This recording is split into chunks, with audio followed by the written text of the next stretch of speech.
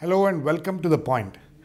Today we have with us a very interesting person who has come a very, very long way in his life, starting as a reporter in Kanpur with Northern Indian Patrika. He is now the Union Minister of State for Parliamentary Affairs, a long-time journalist, now a full-time politician. Mr. Rajiv Shukla. Welcome to The Point, Mr. Shukla. Thank you. It's been a great journey for you, last 34, 35 years, starting as a young reporter in Northern India Patrika in Kanpur. You have reached this place. How do you look at your own, this last 3.5 decades? It's quite an amazing growth. I mean, you may say it. For me, I don't consider it as a big achievement because even if you try out, Still have bigger even achievements. if you try out, you can also achieve those heights. It's not that. So, the only thing which you should set your agenda, keep on, pursuing it. As far as journalism, you said I'm a full-time politician. Yes, I'm a full-time politician, but I haven't given up my original profession, which is journalism. And whenever I get an opportunity, I write columns. Whenever I get an opportunity, after becoming ministers, I've stopped writing columns because that will reflect the government policies also.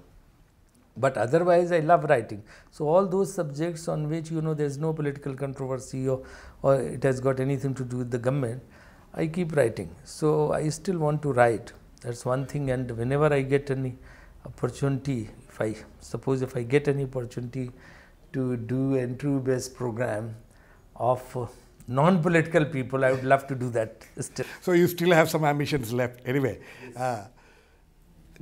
you have been a journalist. You have been on the other side of the fence. You've seen governments being formed, falling, all kinds of things happening. You have had a ringside view of everything. Today, being part of the government, how do you feel when you open the newspapers every day in the morning and see one problem or the other the government is facing? Well, I think you have asked a very interesting question. So, should I give you my observation? Please. As an original journalist? Absolutely. Absolutely. As a former journalist, Yes. should I give you my observation?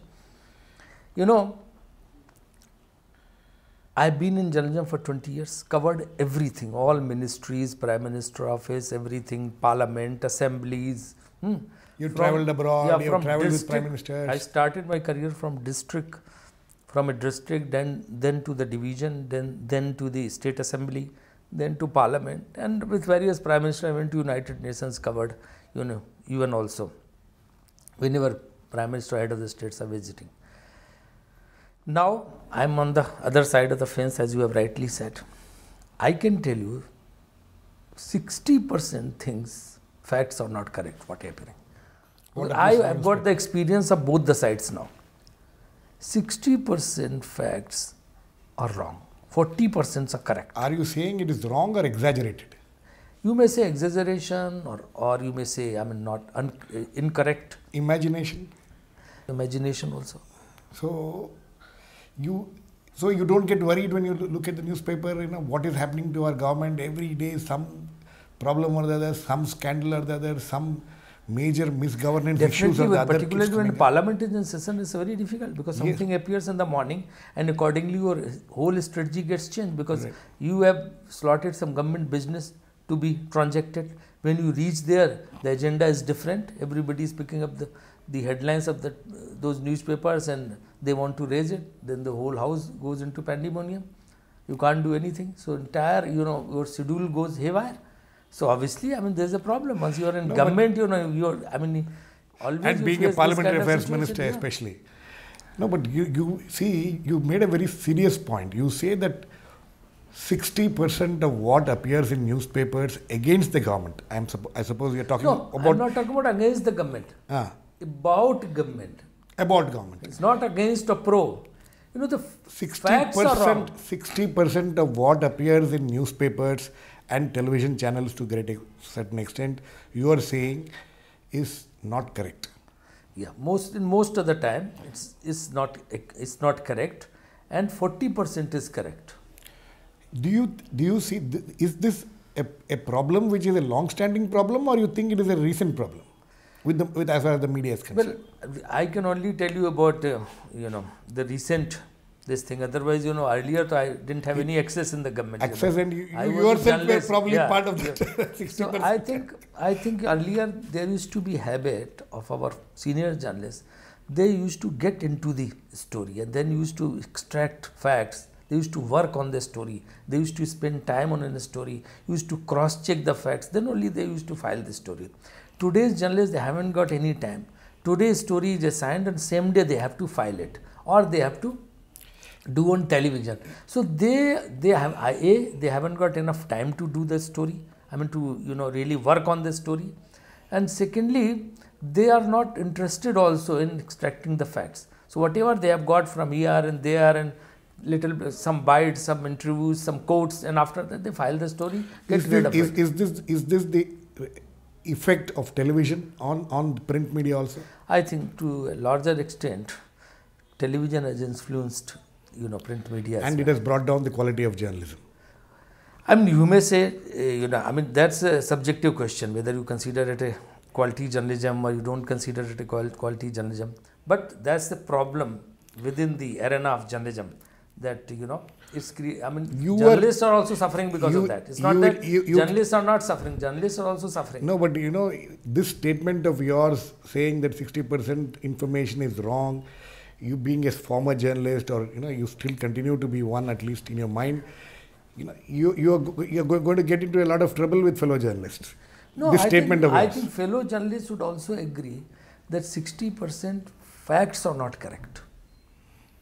So, I mean, whenever you file anything in haste, you're talking as a professional journalist once upon a time, yeah. And when you see that, you get distressed in the morning. I am not causing any aspersion on anyone or blaming today's journalists, because they are supposed to file their story on the same day. Okay. They are supposed to do the story on the same day, so they haven't got time. Right. Let's come to the problems faced by the government. You as a parliamentary, one of the last recent problems which you had as a parliamentary affairs minister, especially in Rajya Sabha, was about the Lokpal bill. The way it was handled at the end of the day, huge criticism, a lot of problems. Now you are saying that in this session only we will get the bill passed.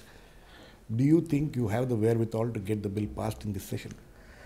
Well, in parliamentary politics, criticism is part of it. So you should always be ready to face criticism. So criticism is not an issue. The problem is that a bill was drafted, that was passed by the lower house. Then the People's House has already passed it. Now the bill has been brought into the upper house.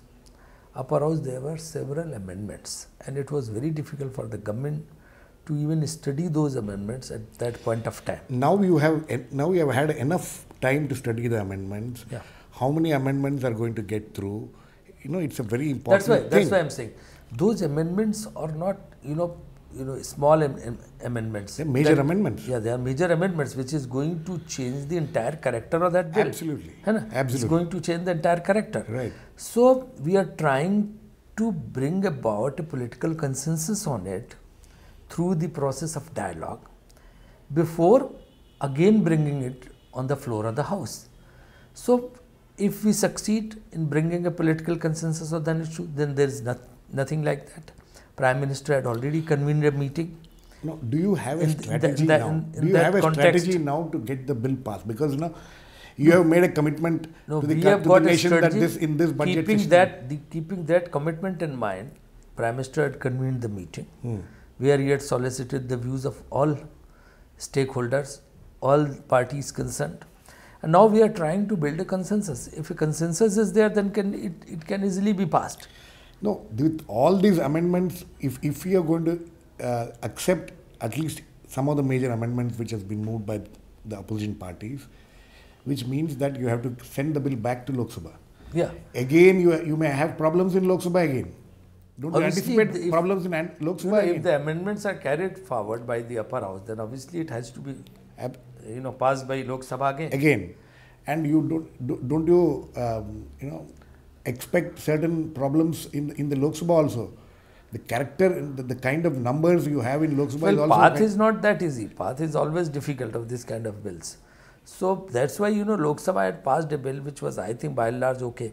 And if Rajya Sabha could have also passed it immediately, Well, then there wouldn't have been any problem. But Well, since there were amendments, Well, there are so there are obviously, amendments. we are trying. That's why I am suggesting that if a consensus is built, then it can easily be passed. There shouldn't be any problem. So we are working in that direction. But- I don't think anything else But you should be divulged at this point of time. but you can't divert. But you expect problems in getting this bill passed, both in Rajya Sabha and then going back to Lok Sabha. No, problems are always already there. That's why the bill is stuck. Okay. Anyway, we will go into a short break now. Please keep watching. We'll come back and talk to Mr. Rajiv Shukla.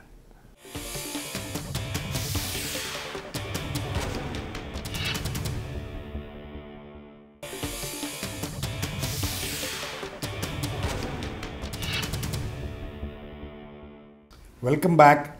We are talking to the Union Minister of State for Parliamentary Affairs, Mr. Rajiv Shukla. So, Mr. Shukla, now coming to the problems faced by the government. UPA 1 and UPA 2, you have been there throughout the last 8 years. UPA 1 was a much smoother affair. Many big ticket achievements were there, NREGA, RTI, all kinds of things. But what has gone wrong with UPA 2? Every day, almost every week, there are scandals coming out. The government just doesn't seem to be able to manage the media itself. You being a part of the media, you understand what the media. With people like you being there also, the media management has taken a complete toss. Do you agree with me? I think media can never be managed. I think it's a myth, which is an excuse in order to criticize anyone. Then this setup, this party, this government couldn't manage the media. That's why this government lost or couldn't do well. How can I know media people very well? You also know media people. Can you manage? Can any journalist manage the entire media? When I say this is one community where is no consensus. There has to be completely opposite views. One journalist thinks in a different direction, another journalist thinks in another direction. If anybody thinks that he can manage entire media, I think is mistaken. No, please, what I'm trying to say is managing the media means not in a negative sense, in a positive sense, for your own government to be projected properly. Even some of the one of the biggest complaints from your own party people is. Put it in a different. Let me finish my question. One of the major complaints of your party people is that, or some people in the government, you're also part of the government, that even the good achievements of the government doesn't come out. So you're constantly, the government is being arraigned day after day. I'll put it in a different way. Yeah. It's about perception. So in UPA 2, we are not able to, create that kind of perception about the government, and we should reach out to the media in every nook and corner of the country, and our message should, go down well amongst the regional newspapers and the national media as well. Everywhere. So we are not. That way, if we see that whatever we have done, we are not able to convey it to the people. That's a problem. So about perception. The UPA 1 was also not an easy thing. Look at the nuclear deal thing. Absolutely. Government had almost gone. Yes. But somehow it was the consensus was created, and then we mustered the support, and after that the bill was through. There was more goodwill as far as UPA 1 is concerned. But UPA 2 doesn't seem to enjoy any goodwill. 2-3 decisions had been taken. RTI had been brought, right to information. Then this NREGA, Rural Employment Guarantee Scheme. Then this Jawaharlal Nehru Urban Renewal Mission, and the waiver of loans for the farmers. All these facilities are still continuing. UPA 2 also. Absolutely. MNREGA is continuing. National Rural Employment Guarantee Scheme. What I'm trying to say is RTI is also continuing. Up now. Why? I want to explain something. You are saying the scandals after scandals are coming. It's not that. This is for the first time action is being taken on any issue or any complaint about corruption. if Manmohan Singh government wanted to hide these corruptions, conceals the facts, they would have done it. But now all the agencies and constitutional bodies, they are free to take actions. The government is not interfering. Prime Minister, if complaint is made, immediately he'll take action on that. So because of that action, otherwise if he wanted to, encourage corrupt practices, why he brought RTI? That's okay. Why money laundering bill is being brought? This is an argument which we... Why whistleblower bill is being brought? And this is first Judicial government which has got past Lokpal bill in Lok Sabha. Otherwise, in last 60 years, never this kind of bill was passed from the parliament. Rajiv Shukla, the problem is that all these things are fine. All these explanations you are giving is understandable. But day by day, it's only the it's a matter of perception. That's what I am saying. That's what. And perception we are not able to correct. And politics is all about perception. That scandals are not tumbling down. We are taking actions on those scandals. That's why they are getting highlighted in media. And the propaganda is being launched as if, you are the scandals after scandals are coming. The perception is increasing by day. One second. Increasing day by day. Perception is increasing day by day. That this is the most corrupt government ever. But that's wrong. That's a myth. I think there were many more scandals during NDA government. Whether from telecom to Tehelka to coffin scam to so many things. Whatever. So you think this is a major. But since the action was not taken, that's why it did drag long. Despite the action, here the action is being taken. Despite the action sending our ministers to jail. Yes. That's why there's a continuous media coverage. People think this government is correct. Exactly. So there is a serious problem of managing this perception also. Your government seems to have completely failed in managing. What is 2G scam? It's nothing. It's the same policy which was envisaged, conceived and launched by Mr. Pramod Mahajan. But why are you not able to? Pramod Mahajan's decision were not scandalous. There was no scandal. But in this government, the same policy continued as a scandalous. Why? So that is the perception. No. You have been a journalist. It's a problem I'm of sure perception. So do you agree that you have not been able to manage this battle of perception? You know what happened? Battle of perception. Obviously, I mean we are not able to explain to the people to that extent that we are taking actions. Earlier, the action was not taken. Okay, we'll come to some of the your own issues concerning your ministry. When it comes to business of the house, do you think your government has been able to manage the house properly? We have seen any number of problems your government is. It's not just on Lokpal, on other issues also. And now you have a partner. Now you have a situation where in the coming few months you have two major elections, for the president and the vice president, and it will all be dependent on how you manage the numbers in the parliament.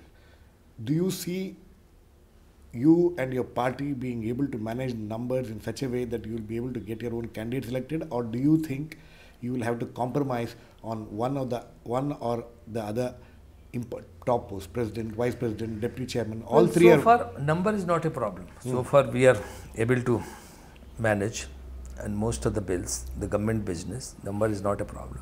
But there are, on certain issues, even our allies or those supporting parties, they have got some, issues on certain matters, and we need to address those issues, because if they have got some genuine complaint or genuine grievance, we need to address that. So by interaction, we are trying to sort it out. That is the problem. That is the basically we have been adopting that policy for the smooth transaction of the government business in parliament. But as you have rightly pointed out, for the president and vice president election, we need to have support of supporting parties, and we get the support of supporting parties, then there shouldn't be any problem. But our whole idea is to bring about a consensus, because these are constitutional positions. So if there is a consensus, then there's nothing like it. So we will definitely talk to most of the political parties in order to bring about a consensus on these constitutional positions. One of the major blots on this government, if you can call that, apart from many scandals and which have come out, is the way you have managed your allies, especially the Trinamool Congress. One of the biggest blots is that, the day after, a couple of days after the railway minister presents his budget, you had to let him go. I mean, isn't this something which makes the government feel very... There is a coalition dharma and we follow the coalition dharma. Coalition dharma, which is prevalent, says that you should... Coalition dharma, but the coalition partners adharma. That in a constituent. Coalition partners adharma. That in a constituent which is supporting a government, all the decisions should be taken by the leader of that constituent. We should not interfere. So if any party is supporting you, the internal matters of that party should be decided by the leader of that party. That's the basic principle of coalition dharma. The problem and here we are following that. No, the problem, the accusation, the charge is that the leading party in this coalition, the Congress party, tends to ignore its partners, ignore its allies, doesn't take them into confidence on major issues, and that is why you get into this kind of situations. No, I don't think it's correct. We are talking to our allies also, we are talking to our supporting parties also, and of late we have started a new practice in Parliament, where on the same day we are, inviting the leaders of our allies in Parliamentary Affairs Minister's office every day over breakfast, and there we are discussing the issues. So it's not that. So a new practice has started. A new practice from this budget session has started. Okay. And earlier also our leaders, they used to interact with other people. So it's not that people are not being taken on board; they are being taken on board. But sometimes it happens. They have got a different opinion. We have got a different, like in retail, all political parties, they were called and we discussed with this issue, but we had a different opinion. Sometimes it happens. Right. We need to go into a short break. Please keep watching. We'll come back and continue this talk with Rajiv Shukla.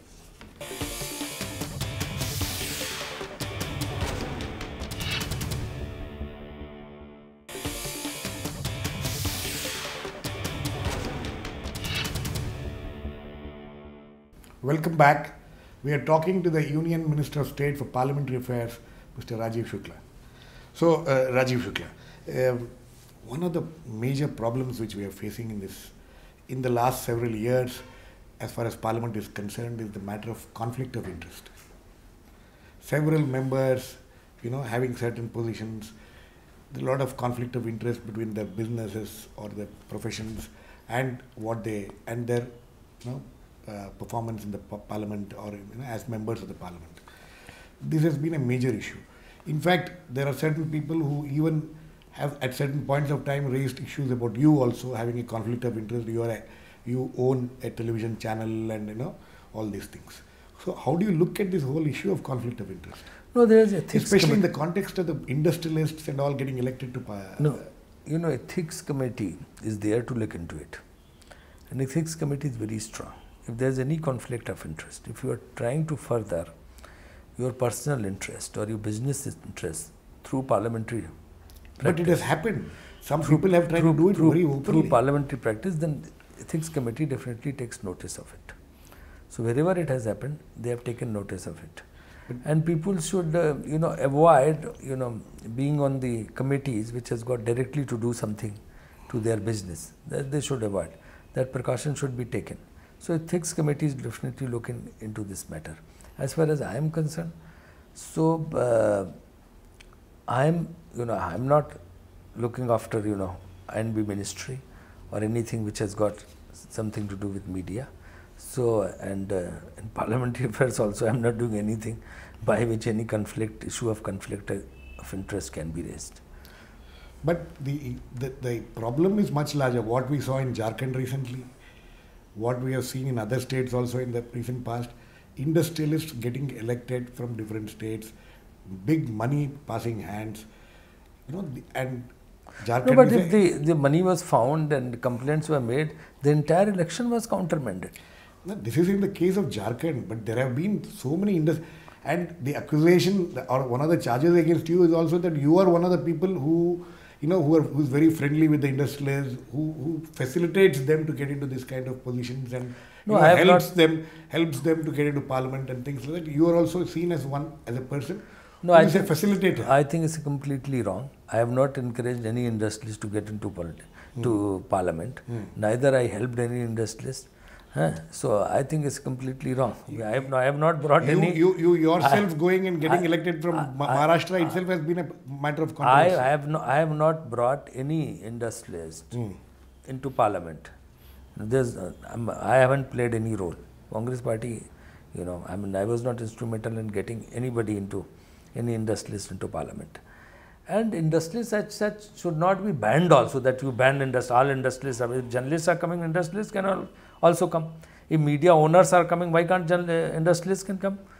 So they are also there, they can always come. So that's not a problem. And going to Maharashtra, how is it? So when Supreme Court has opened it, that if you are a voter in the entire country, you can become member of parliament, then why going Maharashtra is a problem? Now it's not a problem. Legally there is no problem, but the problem was that in 2003 when the NDA government lifted this restriction of you being a domicile. Somebody needed to be a domicile to get elected to Rajya Sabha. When it was lifted, That's Congress, why the whole matter Congress was one of the parties which did not that's why like it. That's why the whole matter was discussed by the Supreme Court, the Apex Court, and after that Apex Court decided, the door should be opened from people of all the states. No, but now they can come. Mr. Arun Jaitley, he has come from Gujarat. Not many people have come. A lot of people have there come. is no harm in it. Prime Minister himself came, and that's one of the there is problems no harm in which it. was there. No, whether there is a harm or not, but now after the Jharkhand, there is this discussion again, which has been debate has cropped up whether the domicile thing should be reintroduced. But charges are against those people in Jharkhand who belong to Jharkhand. Exactly. Mr. Agrawal is from Jharkhand, others also from Jharkhand. But there have been, so it's not that. But there have been paratroopers from same state are completely clean, so they can contest, they can adopt any method of getting in the Rajya Sabha nomination. It's not that. We are almost coming to the end of the program. I just want the last question on your your newfound responsibility as the IPL chairman. Don't you see there is a conflict of interest between your cricketing, or at least it comes in the way of your work functioning as a minister? You being IPL chairman, you being a minister, don't you think there is a problem with that? There is conflict of interest. There is nothing called conflict of interest in it, because it's a private thing and it has got nothing to do with the government. So there is no question of conflict of interest. I don't know where from you have got this disease of asking conflict of interest all the time. It's also, and secondly, as far as taking out time for it, it doesn't take much time. Because there is already a setup which works. They take all the decisions. They they conduct the league. The chairman has to do a very little bit. So I don't think it's a time-taking job. Thank you very much, Mr. Rajesh. It was a pleasure talking to you and talking about all these things. Thanks for your frank comments on certain issues. So please, we will take leave of Mr. Rajesh Shukla now. Please keep watching. We'll come back with another interesting personality onto the point.